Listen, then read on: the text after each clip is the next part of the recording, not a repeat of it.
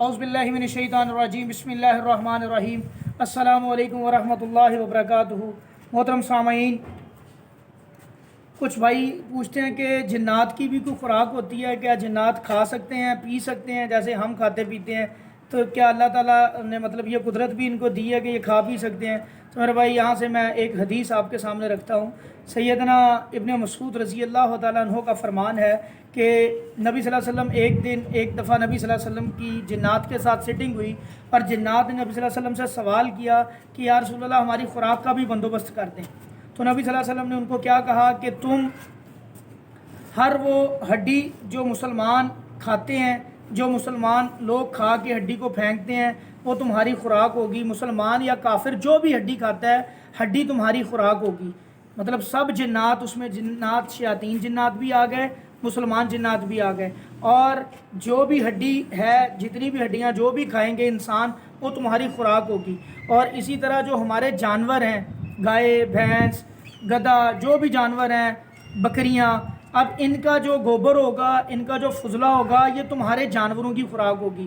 جس طرح ہمارے جانور ہیں، اسی طرح شیاطین جنات کے بھی جانور ہوتے ہیں، مسلمان جنات کے بھی، شیاطین جنات کے بھی، جن سے یہ کام لیتے ہیں۔ ایک دفعہ ایک مریضہ کے اندر حاضری ہوئی تو وہ جن کلمہ پڑھ کے مسلمان ہوا، تو میں نے کچھ اس کے ساتھ کوشچننگ بھی کی۔ میں الحمدللہ اپنے نالج کے لیے کچھ چیزیں پوچھتے ہیں۔ الحمدللہ نبی صلی اللہ علیہ وسلم نے ہر چیز ہمیں بتائی۔ تو اس نے مجھے بتایا کہ بھی بالکل جی ہمارے جانور ہیں اور ہم ان جانوروں سے کام لیتے ہیں، اسی طرح چارہ لے کے آتے ہیں، ہم بھی کھیتی باڑی کرتے ہیں جیسے آپ لوگ کام کرتے ہیں، اسی طرح ہم لوگ بھی کام کرتے ہیں۔ ہمارے اندر اچھے بھی ہوتے ہیں، برے بھی ہوتے ہیں۔ تو میرے بھائی بالکل ان کے بھی، اب نبی صلی اللہ علیہ وسلم نے دیکھیں ان کے جانوروں کا بھی ارینجمنٹ کر دیا کھانے کا اور انسانوں کا بھی کر دیا۔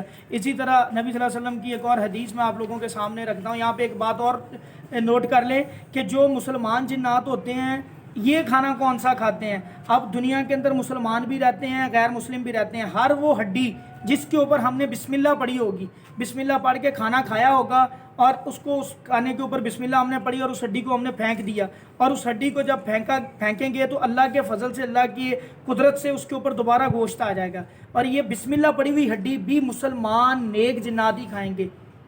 اس کو شیطان جن نہیں کھا سکے گا جس کے اوپر بسم اللہ پڑھی ہوگی۔ اب بسم اللہ والی کون؟ شیاطین کون سا کھانا کھائیں گے؟ وہ کھانا کھائیں گے، وہ ہڈی کے اوپر گوشت آیا ہوا کھائیں گے جس کے اوپر بسم اللہ نہیں پڑھی ہوگی۔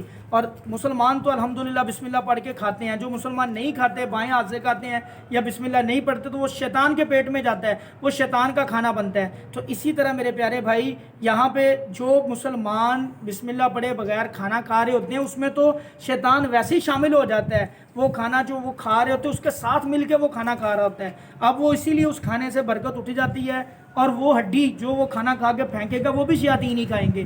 اب وہ شیاطین جنات کھائیں گے، مسلمان جنات نہیں وہ کھائیں گے۔ مسلمان جنات وہ ہڈی کھائیں گے جس کے اوپر بسم اللہ پڑھی ہوگی۔ اسی طرح میرے بھائی ایک اور حدیث ہے، نبی صلی اللہ علیہ وسلم کو رفع حاجت کا کے لیے گئے، تو حضرت ابو ہریرہ رضی اللہ تعالیٰ عنہ کو نبی صلی اللہ علیہ وسلم فرماتے ہیں کہ کوئی اپنا کوئی پتھر لے کے آؤ۔ تو نبی صلی اللہ علیہ وسلم نے بلکہ ان کو منع کیا کہ آپ نے ہڈی اور کوئی گوبر نہیں لے کے آنا، ہڈی اور گوبر نہیں لے کے آنا، اور منع کیا کہ ہڈی اور گوبر سے استنجا مت کرو۔ صحابی نے پوچھا کہ یا رسول اللہ کیوں اس سے استنجا کیوں نہ کریں؟ تو نبی صلی اللہ علیہ وسلم نے فرمایا کیونکہ یہ تمہارے جن بھائیوں کی خوراک ہے، ہڈی تمہارے جن بھائیوں کی خوراک ہے اور گوبر ان کے جانوروں کی خوراک ہے۔ اب وہ ہڈی جس پہ بسم اللہ پڑھی وہ مسلمان کھاتے ہیں، اور وہ ہڈی جس پہ بسم اللہ نہیں پڑھی ہوتی وہ کھاتے ہیں شیاطین۔ اب پینے کی بات آ گئی، اسی طرح سورہ مائدہ کی آیت نمبر 90 ہے، اس کے اندر اللہ تعالیٰ نے ذکر کیا ہے جو شراب ہے یا یہ چیزیں جو کھاتے ہیں پیتے ہیں، جو لوگ انسان یہ کام کرتے ہیں تو شیاطین بھی ان کے ساتھ وہ کھاتے پیتے ہیں۔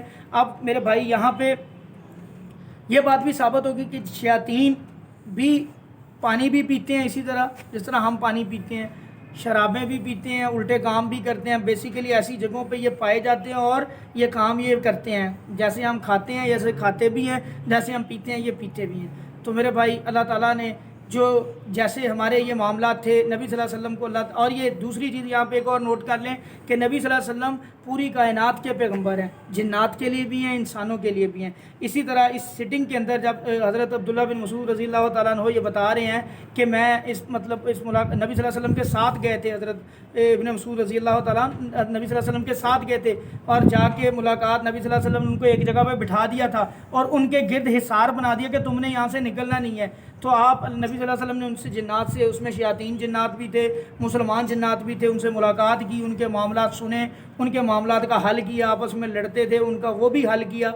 یہ ایک لمبا ٹاپک ہے، تو نبی صلی اللہ علیہ وسلم نے ان کے لیے بھی ان کے سوال، ان کے مسائل کو بھی نبی صلی اللہ علیہ وسلم نے حل کیا، اور ان کو نبی صلی اللہ علیہ وسلم نے جگہ کا بندوبست کر کے بھی دیا، ان کی خوراک کا بھی بندوبست کیا، اللہ سے دعا کر کے ہر معاملہ ان کا نبی صلی اللہ علیہ وسلم نے حل کروایا جو جو وہ پوچھتے رہے۔ تو میرے بھائی بالکل انسانوں کی طرح یہ اہل علم بھی ہوتے ہیں، کم علم بھی ہوتے ہیں، جاہل بھی ہوتے ہیں، ہر مذہب کے ہوتے ہیں، تو یہ ساری چیزیں کھاتے بھی ہماری طرح ہیں، پیتے بھی ہماری طرح ہیں۔ جس طرح ہم اپنے آپ کو فیسیلیٹیٹ کرنے کے لیے جانوروں کو استعمال کرتے ہیں، یہ بھی کرتے ہیں، یہ چیزیں اللہ تعالیٰ نے ان کو بھی ان چیزوں سے نوازا ہے۔ السلام علیکم ورحمۃ اللہ۔